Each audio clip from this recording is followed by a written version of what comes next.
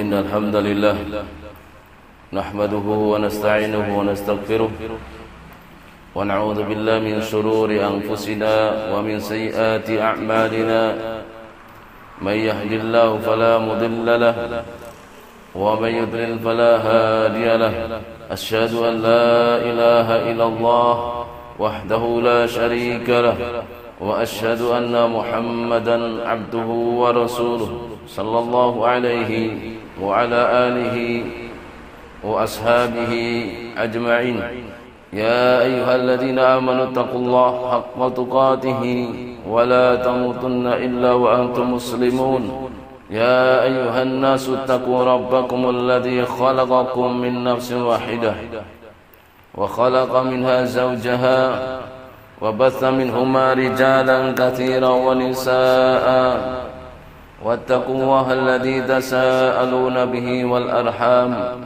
إن الله كان عليكم رقيبا يا أيها الذين آمنوا اتقوا الله وقولوا قولا سديدا يصلح لكم أعمالكم ويغفر لكم ذنوبكم ومن يطع الله ورسوله فقد فاز فوزا عظيما أما بعد فإن أصدق الحديث كتاب الله وخير الهدى هدى محمد صلى الله عليه وسلم وشر الأمور محدثاتها وكل محدثة بدعة وكل بدعة ضلالة وكل ضلالة في النار. عباد الله, syiar-syiar Islam sangat banyak.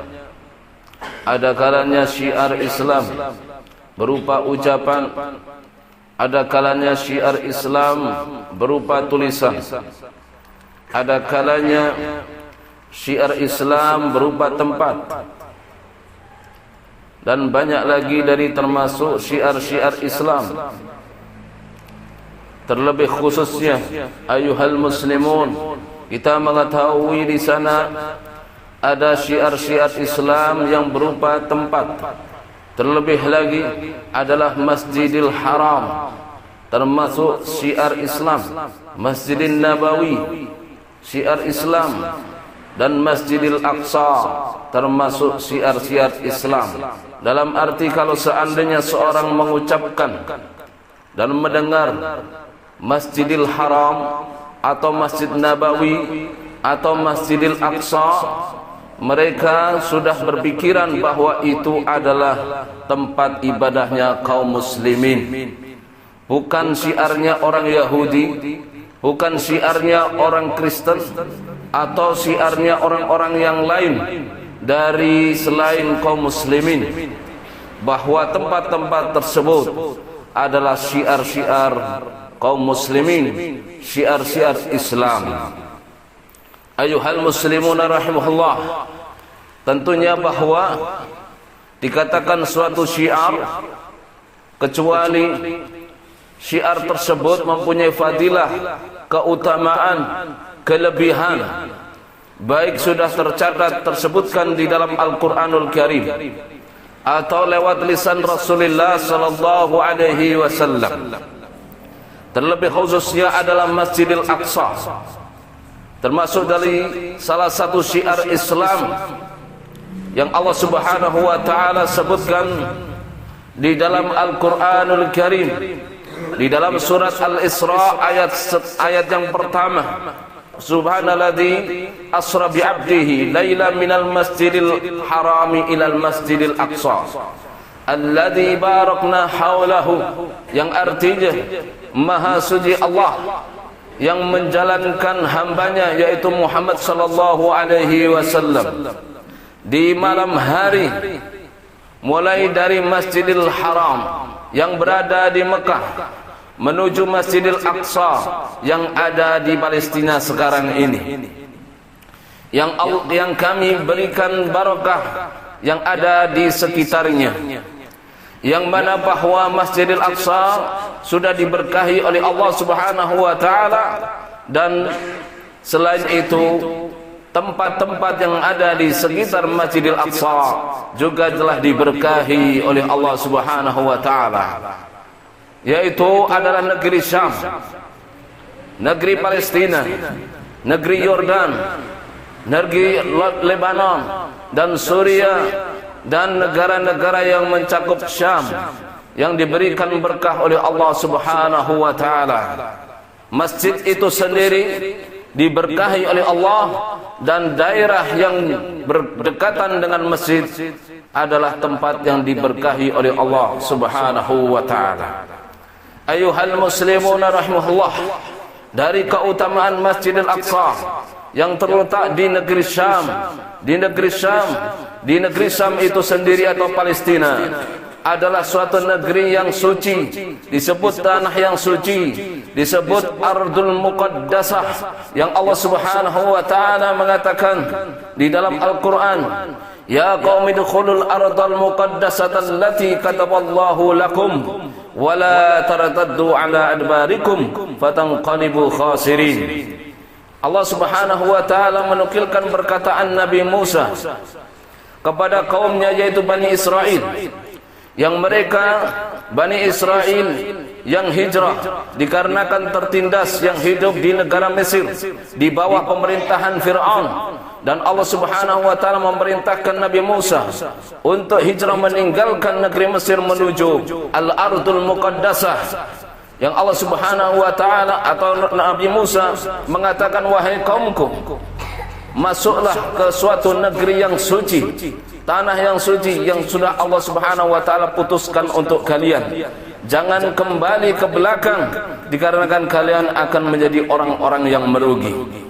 Ayuhal muslimun rahimahullah, bahwa Masjidil Aqsa adalah tempatnya para nabi untuk hijrah kepadanya.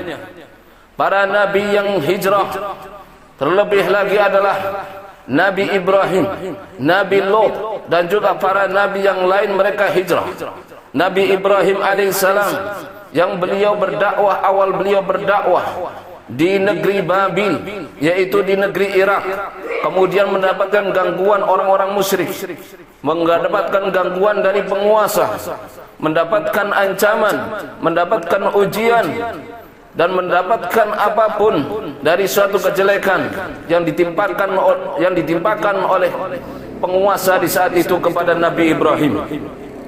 Kemudian Nabi Ibrahim alaihissalam, Allah Subhanahu wa taala selamatkan dia keluar dari negeri tersebut dan menuju negeri Syam, menuju Baitul Maqdis. Begitu juga Nabi Lot alaihissalam, yang awalnya beliau berdakwah di suatu negeri, kemudian mendapatkan suatu cobaan dan ancaman, kemudian Allah Subhanahu wa taala selamatkan dan meninggalkan negeri tersebut menuju Baitul Maqdis, yaitu di Palestina sana, yang menunjukkan bahwa Masjidil Aqsa atau disebut dengan Baitul Maqdis adalah tempatnya para nabi hijrah kepadanya. Allah Subhanahu wa taala mengatakan dalam Al-Qur'anul Karim, "Wa najjaynahum wa lutan ilal ardi allati barakna fiha lil alamin." Yang Allah Subhanahu wa taala mengatakan, kami menyelamatkan Nabi Ibrahim, juga menyelamatkan Nabi Lot dari gangguan orang-orang musyrik menuju suatu negeri yang kami berkahi, yaitu negeri Palestina. Ayuhal muslimun rahimahullah, dan negeri tersebut adalah negeri yang diberikan barakah, yang telah diberkahi oleh Allah Subhanahu wa taala, alladzi ilal ardil lati barakna fiha, suatu negeri yang kami berikan barakah di dalamnya. Namun bukan keberkahan itu bukan dirasakan oleh penduduk di situ, namun keberkahan tersebut untuk semuanya, lil alamin, bahwa manusia di mana mereka berada di alam bumi ini, mereka akan merasakan keberkahan dari berkahnya negeri tersebut. Ayuhal muslimun rahimahullah, bahwa Masjidil Aqsa, Baitul Maqdis telah diziarahi, dikunjungi oleh Nabi sallallahu alaihi wasallam. Walaupun Nabi sallallahu alaihi wasallam tempat tinggalnya atau lahirnya di Mekah, beliau berkunjung ke Baitul Maqdis, yang Allah Subhanahu wa taala sudah sebutkan di dalam surat Isra, kejadian Isra dan Mi'raj. Nabi sallallahu alaihi wasallam didatangkan suatu kendaraan yang disebut dengan Buraq.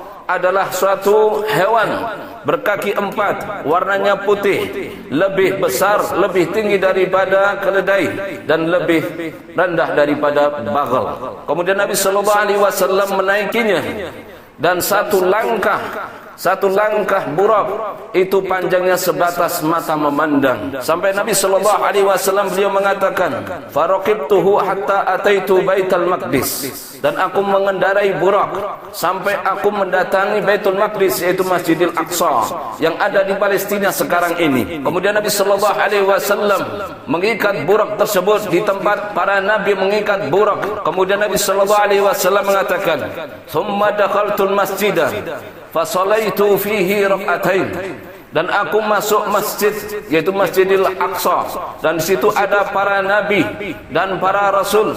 Nabi sallallahu alaihi wasallam salat 2 rakaat sebagai imam dan para nabi yang lainnya sebagai makmum. Yang menunjukkan bahawa Nabi sallallahu alaihi wasallam walaupun lahirnya, tempat tinggalnya bukan di Masjidil Aqsa, namun Nabi sallallahu alaihi wasallam telah mengunjungi dan menziarahi Masjidil Aqsa. Ayuhal muslimun rahimahullah, Masjidil Aqsa adalah kiblat yang pertama bagi kaum muslimin ketika Nabi sallallahu alaihi wasallam pertama kali mendapatkan wahyu, perintah untuk salat yang dikerjakan oleh beliau dan juga dikerjakan oleh para umatnya. Ketika itu di Mekah, dan kiblatnya kaum muslimin di saat itu, mereka menghadap ke Masjidil Aqsa atau Baitul Maqdis. Yang Nabi sallallahu alaihi wasallam min hadis Ibnu Abbas radhiyallahu anhuma, kana Rasulullah sallallahu alaihi wasallam yusalli di Makkah nahwa Baitul Maqdis. Nabi sallallahu alaihi wasallam dulu salat di Mekah. Di situ ada Ka'bah, namun beliau menghadap ke arah Baitul Maqdis. Ayuhal muslimuna rahimahullah, dari keutamaan dari Masjidil Aqsa adalah barang siapa yang salat di Masjidil Aqsa akan berlipat ganda pahalanya daripada masjid-masjid yang lain, yaitu 250 lipat kalau dibandingkan dengan masjid yang lain selain Masjidil Haram dan Masjid Nabawi. Nabi sallallahu alaihi wasallam mengatakan, "Salatu fi masjidi hadza afdalu min 4 salawat fihi." Salat di masjidku ini, yaitu di Madinah, itu 4 kali lipatnya daripada salat di Masjidil Aqsa. Sebelumnya kita harus mengetahui apa itu fadilah salat di Masjidil Haram. Di sana menunjukkan bahwa orang salat di Masjidil Haram, naam, pahalanya 100.000 salat di luar Masjidil Haram. Salat di Masjidil Nabawi atau di Madinah, pahalanya 1000 kali lipat daripada salat di luar Masjidil Nabawi. Dan salat di Masjidil Aqsa kalau dibandingkan dengan Masjidil Nabawi, bahwa salat di Masjid Nabawi 4 kali lipatnya, menunjukkan bahwa salat di Masjidil Aqsa adalah 250 lipat dibandingkan dengan masjid yang lainnya. Ayuhal muslimun rahimahullah, maka ketika tempat ini adalah disunnahkan untuk kita ziarahi. Bahkan di sana ada larangan untuk menziarahi tempat-tempat yang akan menjadikan tempat ibadah di dalamnya, kecuali 3 masjid. Yang Nabi sallallahu alaihi wasallam mengatakan, "La tashuddur rihal illa ila 3 masajid, Masjidil Haram wa Masjidil Nabi sallallahu alaihi wasallam wa Masjidil Aqsa." Nabi sallallahu alaihi wasallam mengatakan dalam hadis Abi Hurairah radhiyallahu anhu, dilarang untuk berpergian jauh suatu tempat yang ada dijadikan ibadah di dalamnya, kecuali 3 masjid. Yang pertama adalah Masjidil Haram yang ada di Mekah, yang kedua adalah Masjid Nabawi yang ada di Madinah, dan yang ketiga adalah Masjidil Aqsa yang ada di Palestina sekarang ini. Faqultu astaghfiru rabbakum innahu kana ghaffara. Innal hamdalillah hamdan katsiran thayyiban mubarakan fihi kama yuhibbuhu wa yarda. Asyhadu an la ilaha illallah wahdahu la syarika lah وأشهد أن محمدا عبده ورسوله صلى الله عليه وعلى آله وأصحابه أجمعين. أما بعد, dari beberapa fadilah keutamaan Masjidil Aqsa. Masjidil Aqsa adalah tempat yang kedua, tempat ibadah yang kedua yang dibangun, yang diletakkan di atas permukaan bumi ini sebelum ada tempat-tempat ibadah yang lainnya. Jelas kita mengetahui tempat ibadah yang pertama kali dibangun di alam semesta ini, yang pertama adalah Mekah, yaitu Ka'bah yang ada di Mekah. Itu adalah masjid yang pertama, tempat ibadah yang pertama. Kemudian masjid yang kedua atau tempat yang kedua adalah Masjidil Aqsa yang ada di Palestina. Dari hadis Abi Dzar radhiyallahu anhu, beliau berkata kepada Rasulullah sallallahu alaihi wasallam, "Ya Rasulullah, ay masjidin wudi'a fil ardil awwal?" Qala, "Al-Masjidul Haram." Ya Rasulullah, masjid yang mana yang pertama kali yang diletakkan, yang dibangun di atas permukaan bumi ini? Kata Nabi sallallahu alaihi wasallam, adalah Masjidil Haram yang ada di Mekah. Qala qultu thumma ay? Qala al-Masjidu Al-Aqsa. Kemudian aku bertanya lagi, masjid yang mana lagi ya Rasulullah? Kemudian Nabi sallallahu alaihi wasallam mengatakan, Al-Masjidul Aqsa, yaitu Masjidil Aqsa yang ada di Palestina, adalah masjid yang kedua setelah dibangunnya Ka'bah yang ada di Mekah. Qala qultu kam kana bainahuma? Kata Abu Dzar bertanya lagi kepada Nabi sallallahu alaihi wasallam, berapa waktu di antara pembangunan Masjid Haram dengan Masjidil Aqsa? Berapa tahun selisihnya? Qala Nabi sallallahu alaihi wasallam 40 sanah. Kata Nabi sallallahu alaihi wasallam, selisih waktu dibangunnya Ka'bah yang ada di Mekah dengan di Masjidil Aqsa selisihnya 40 tahun. Ayuhal muslimun rahimahullah, Masjidil Aqsa dalam suatu hadis bahwa salah satu tempat yang tidak bisa dimasuki oleh Dajjal. Dajjal nanti akan keluar di akhir-akhir zaman, dan Dajjal akan mengarungi dan akan memasuki, menjelajahi semua permukaan bumi ini kecuali empat tempat yang Dajjal tersebut tidak mampu untuk masuk ke dalamnya. Nabi sallallahu alaihi wasallam mengatakan, "Wala yaqrabu arba'ata masajid." Dajjal tersebut tidak akan mendatangi atau mendekati tempat masjid. Yang pertama adalah Masjidil Haram, yang kedua adalah Masjid Nabawi, yang ketiga adalah Masjid Tur, dan yang keempat adalah Masjidil Aqsa. Yang Dajjal tersebut akan menguasai daratan bumi ini kecuali empat saja, akan menginjak permukaan bumi ini kecuali empat. Masjidil Haram yang ada di Mekah, Masjid Nabawi yang ada di Madinah, Masjid Tur yang ada di Sinai, dan Masjid Aqsa yang sekarang ini di Palestina. Ayuhal muslimun rahimahullah, begitu juga bahwa nanti akan muncul Ya'juj dan Ma'juj, juga termasuk makhluk yang akan merusak alam semesta ini. Setelah Dajjal mati di tangan Nabi Isa alaihissalam, juga akan muncul makhluk manusia, Ya'juj dan Ma'juj, juga akan membunuh manusia, akan merusak alam semesta ini, dan mereka akan mengarungi pula daratan bumi ini. Siapapun yang akan didapati akan dibunuh atau dirusak. Ayuhal muslimun rahimahullah, sampai-sampai tempat yang terakhir yang mereka jelajahi dari Ya'juj dan Ma'juj adalah Jabal Khamar, Gunung Khamar. Dan Gunung Khamar itu adalah Jabal fi Baitul Maqdis. Gunung Khamar itu adalah suatu gunung yang ada di Baitul Maqdis. Itu adalah tempat yang terakhir yang dijelajahi oleh Ya'juj dan Ma'juj. Dan disitulah Ya'juj dan Ma'juj akan binasa. Nabi Isa alaihissalam berdoa kepada Allah Subhanahu wa taala untuk menurunkan suatu bala, dan Allah Subhanahu wa taala menurunkan belatung, dan belatung tersebut memakan tubuhnya Ya'juj dan Ma'juj, dan mereka mati dan menjadi bangkai yang tidak sedap baunya. Dan disitulah akhir kehidupan Ya'juj Ma'juj, yaitu di Baitul Maqdis.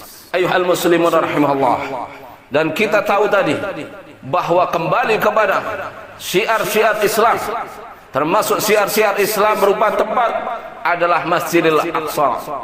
Mari kita untuk pertahankan. Maka kita untuk bertahan bahwa Masjidil Aqsa bukanlah miliknya orang Yahudi, bukan miliknya orang-orang Nasara, bukan miliknya orang-orang selain non-Muslim, bahwa Masjidil Aqsa adalah miliknya kaum muslimin, umat Nabi sallallahu alaihi wasallam. Allahumma ighfir lana wal ikhwanina alladhina sabaquna bil iman. Allahumma ighfir dhunubana wa kaffir 'anna sayyi'atina wa tawaffana ma'al abrar. Rabbana atina fid dunya hasanah wa fil akhirati hasanah wa qina adzaban nar. Alhamdulillahi rabbil alamin.